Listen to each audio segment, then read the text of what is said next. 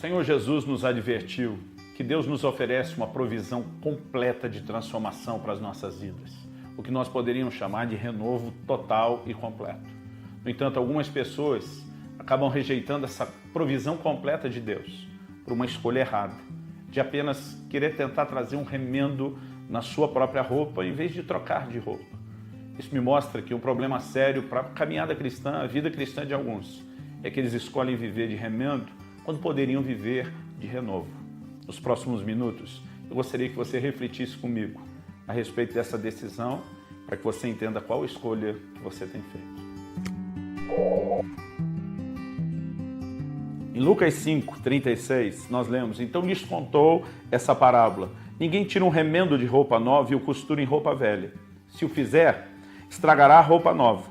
Além de que, o remendo da nova não se ajustará à velha. Essas palavras o Senhor Jesus nos deixa claro. Um exemplo que eles podiam entender com facilidade naqueles dias, mas que não é tão difícil de nós entendermos hoje, apesar da diferença de época e do contexto cultural. As roupas hoje, elas são um objeto que a gente chega ao ponto de dizer são quase descartáveis, à exceção de gente que realmente tem condição de investir em grifes caríssimas. Roupas hoje, comparado ao passado, é o que a gente pode com certeza dizer que se tornou um artefato barato. Mesmo as pessoas que não têm hoje tantas posses se dão ao luxo de ter um guarda-roupa muito melhor do que aqueles de antigamente, mesmo aqueles que na antiguidade tinham boas posses. Porque não existia a indústria têxtil, as roupas eram todas feitas à mão, o tecido era feito à mão, a disponibilidade e quantidade não era a mesma comparado com a de hoje e, obviamente, era algo mais difícil das pessoas terem em grande quantidade. Então imagine alguém que já tem a dificuldade de ter diversas mudas de roupa, está com a roupa rasgada, com a roupa já velha, acabada. Alguém lhe oferece o que é a solução para o seu problema, que seria uma roupa nova. Então a lógica, e não precisa muito dela para entender isso, diz que essa pessoa deveria fazer o quê? Uma troca, trocar a velha pela nova. Quando Jesus diz ninguém faz, ele não está falando a respeito de impossibilidade, ele está falando de bom senso.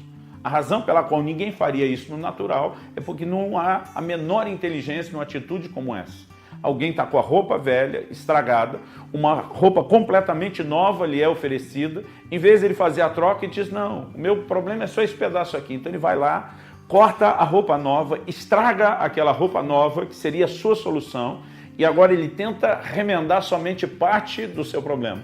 Jesus diz, o remendo não condiz, não vai durar, e você ainda inutilizou a solução. Embora no natural Jesus afirme, ninguém faz, é impressionante como nos falta o mesmo bom senso para as questões espirituais. No reino espiritual tem muita gente escolhendo viver de remendo em vez de viver de renovo. A palavra de Deus, quando fala de vestes, fala da condição do homem diante de Deus. Por exemplo, na carta de Paulo aos Efésios, ele fala sobre a necessidade de que a gente venha a se despir ou desvestir do velho homem e que a gente possa se revestir, vestir de novo do novo homem que foi criado segundo Deus em verdadeira justiça e santidade. Ele está falando de uma mudança de vida, a velha vida antes do Senhor Jesus, a nova vida depois do Senhor Jesus, e ele apresenta isso como uma figura de troca de roupas. Quando o Senhor Jesus está falando sobre essa troca de roupa, ele está dizendo o quê? Deus nos ofereceu uma provisão completa de transformação. O Evangelho é o poder de Deus para a salvação de todo o que crê e vem carregado de uma provisão completa de transformação para cada área da nossa vida. Quando o profeta Isaías diz, sou um homem de lábios impuros, a palavra de Deus nos diz que imediatamente um anjo toma uma brasa do altar e toca a boca dele. Deus está dizendo, você reconhece o seu problema e eu quero te dizer, eu tenho provisão de transformação, de santificação para você. Muita gente hoje em dia tem deixado de olhar para o Evangelho dessa forma. Até porque nós temos aquilo que eu classifico de uma mentalidade de departamentalização. Nós temos uma dificuldade enorme com a macrovisão, com enxergar o todo. Nós estamos normalmente voltados só para o micro, enxergar aspectos isolados. Então não é difícil hoje em dia você ver alguém testemunhando que antes de se converter ele fumava muito, bebia muito, mentia muito. Agora, graças a Deus, ele não fuma mais, não bebe mais, só não deixou de mentir. Tem muita gente fazendo do Evangelho algo que o toca somente de forma parcial. Ele está rejeitando uma provisão completa de transformação de Deus, porque ele se focou apenas em parte, em vez de entender o todo. Eu diria que esse problema ele pode ser enxergado em várias áreas da nossa caminhada cristã. Por exemplo, se você for a uma boa livraria evangélica, você vai encontrar para vender uma caixinha de promessas. Mas duvido alguém conseguir encontrar uma caixinha de exortação.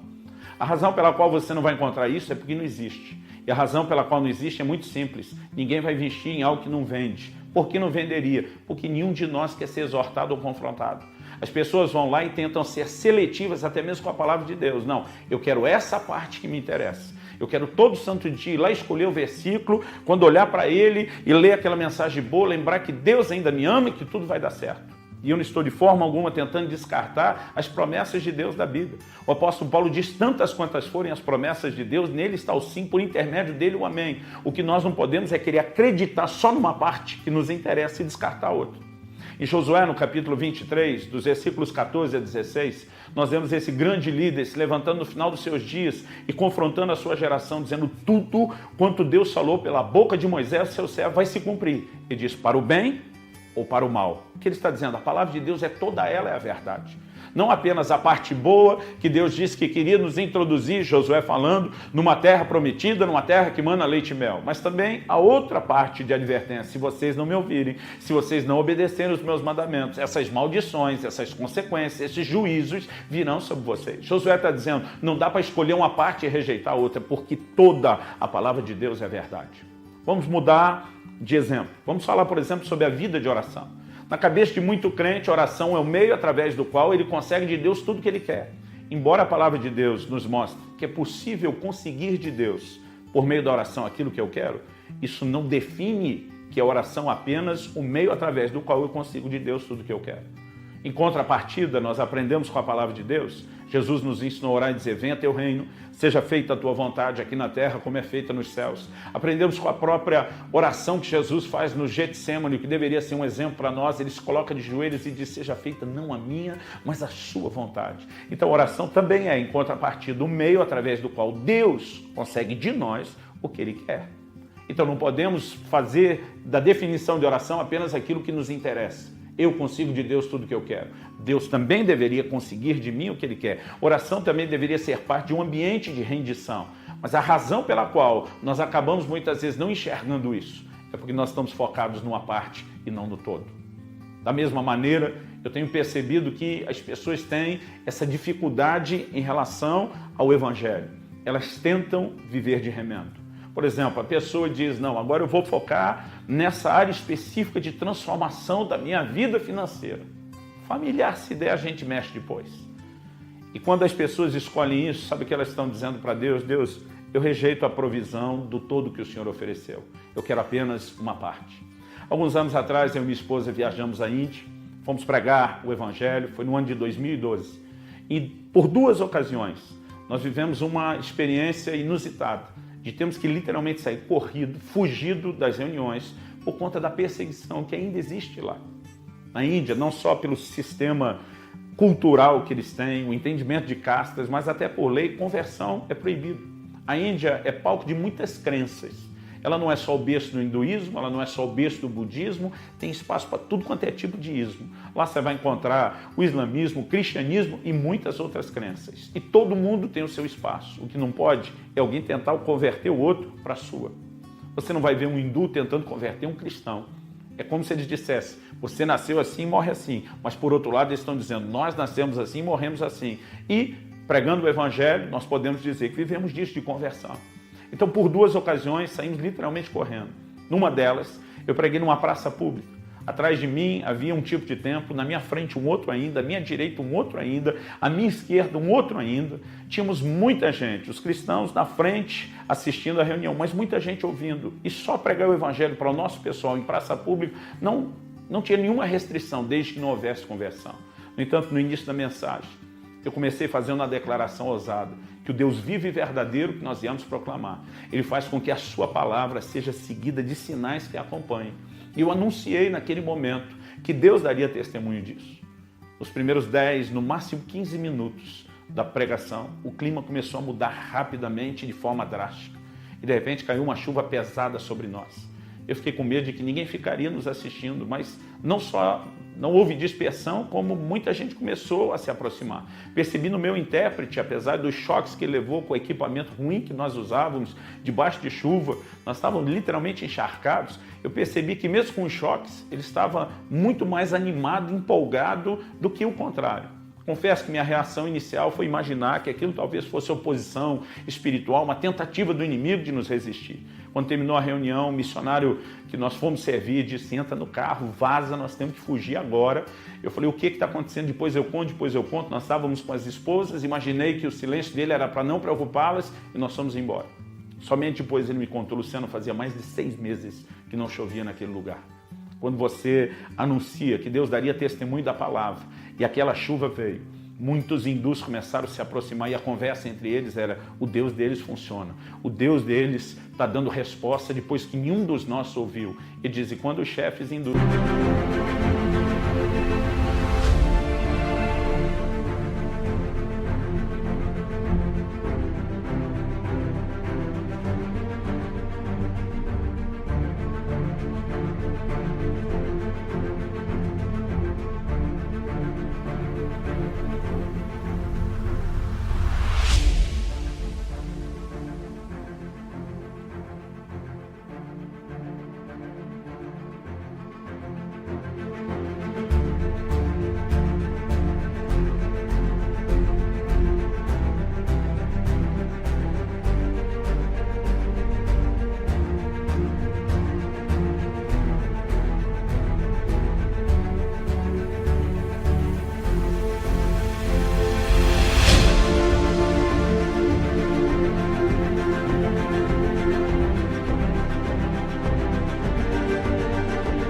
viram que haveria conversão por causa do sinal. Eles decidiram perseguir você e a mim, foi por isso que nós corremos. Eu lembro que no momento que ele me falou isso, eu repliquei para ele: talvez esse seja o maior desafio que vocês vivem, uma proibição à conversão. Ele falou para mim: não, porque o islamismo também prega a conversão aqui e está crescendo mais do que o cristianismo na Índia e não tem os sinais que nós temos. Eu falei: é mesmo. Então, o que para você é o problema? Ele olhou para mim e disse: Luciano, é a forma como a nossa geração prega o evangelho. Ele diz: quando alguém se converte, ele tem que adaptar completamente a sua vida ao islamismo. Ele não pode ajustar o islamismo à sua vida. Ele falou: o problema da nossa geração é que nós estamos oferecendo o evangelho, no qual as pessoas decidem adaptar o evangelho às suas vidas e não as suas vidas ao evangelho.